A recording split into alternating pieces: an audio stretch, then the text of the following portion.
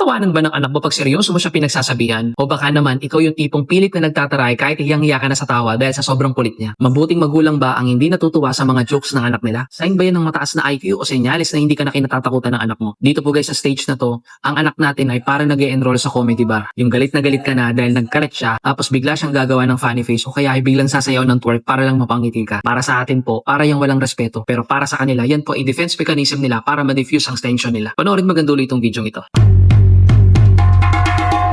New day, new parenting topic na naman po tayo, mommies at daddies. Welcome nga po pala guys sa day 23 ng serye natin. Nak, anyari, Dabi-Dabi the years. 7 araw na lang guys, finale na po tayo. At ngayon naman po ang topic number 23 natin, the professional comedian. Sabi ko kanina guys, huwag mong tawanan ng anak mo pag nagbibiro siya habang pinagsasabihan mo. Bakit?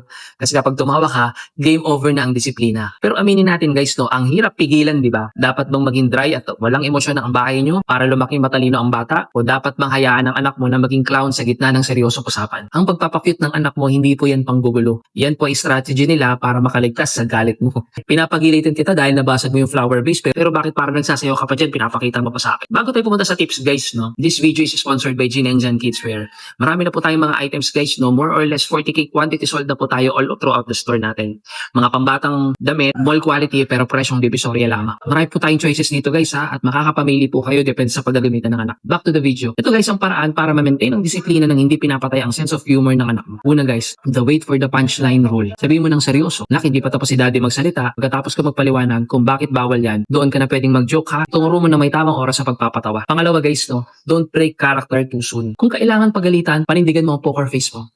Kapag tumaas ka kaagad, ang message sa kanila, okay lang gumawa ng mali basta mapapatawa ko si mami. I-save ang tawa pagkatapos na niyang aminin ng mali niya. Pangatlo guys, no, appreciate the EQ. Ang batang marunong magpatawa para ma-diffuse ang away ay may mataas na social intelligence. Pagkatapos ng seryosong usapan, yakapin mo siya at sabihin, ang galing mo talaga magpatawa. Pero kailangan pa rin sundin ang rules ni mami nak ha. Kaya guys, no, ang pagtawa ay gamot pero ang disiplina ay pundasyon. Masarap po sa tenga ang tawa ng anak natin. Pero mas masarap po sa loob ang makitang lumalaki silang may respeto sa atin. Huwag natin gawing no laughing zone ang bahay natin. Gabayan lang natin sila na ang buhay ay hindi laging joke time. Abangan nyo bukas guys ang day 222 natin dahil pag-uusapan naman po natin bukas ang the professional bodyguard. Yung tipong ayaw kang paalisin ng bahay o kaya naman ay grabe kung makayakap at makakapit sa binti mo dahil baka daw mawala ka.